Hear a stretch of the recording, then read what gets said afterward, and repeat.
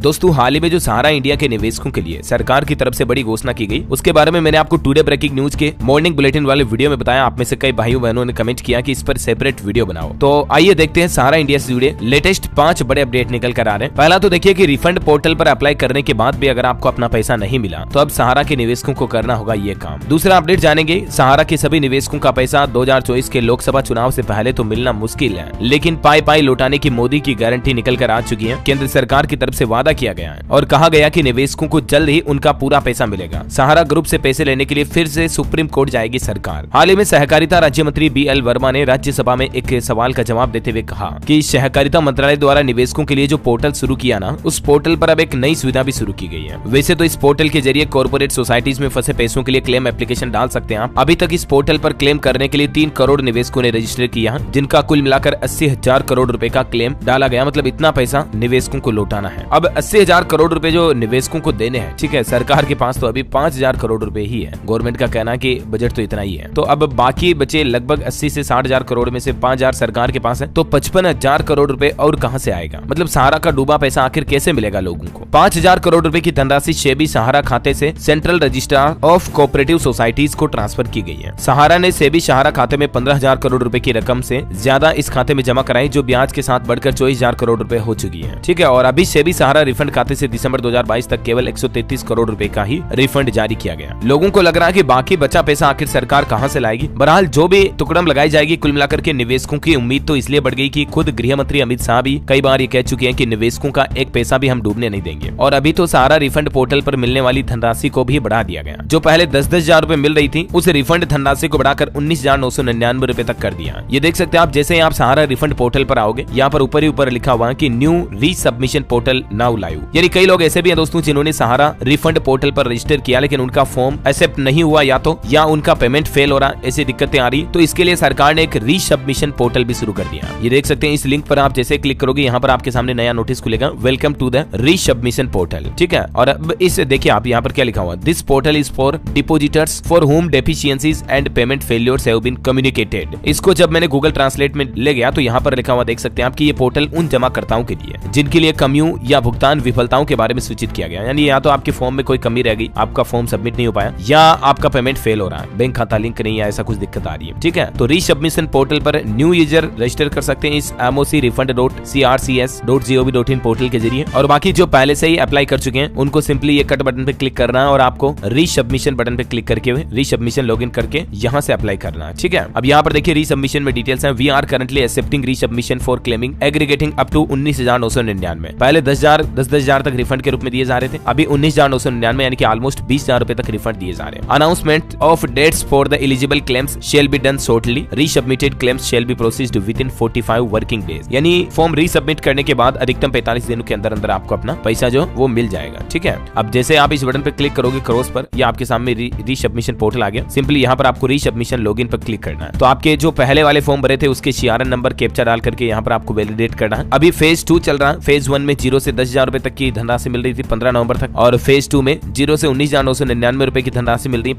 25 नवंबर से। फॉर्म लिखा हुआ है यानी कि इस तारीख से ही। और फेज 3 में देखते हैं सरकार 45,000 या 50,000 रुपए तक की धनराशि कर सकती है। वुड बी कम्युनिकेटेड सून, यानी कि इसी पोर्टल पर आपको जल्द ही पता चल जाएगा कि फेज 3 में सरकार कितनी धनराशि रिफंड के रूप में देगी। ठीक है, तो इस पोर्टल पर जैसे ही कोई लेटेस्ट अपडेट आएगा मैं आपको इसी चैनल DLS न्यूज के माध्यम से बता ही दूंगा। सहारा रिफंड से जुड़ी सारी जानकारियां और लेटेस्ट न्यूज अपडेट देखते रहने के लिए आप हमारे चैनल DLS न्यूज को सब्सक्राइब करके बेल आइकन दबा दीजिएगा। इस वीडियो को लाइक और शेयर करना, और भी आपके मन में कोई सवाल है दोस्तों तो कमेंट करके पूछ सकते हैं, मैं रिप्लाई करने की जरूर कोशिश करूंगा। ओके, मिलेंगे अगले नेक्स्ट अपडेट में, तब तक के लिए जय हिंद, जय भारत, वंदे मातरम।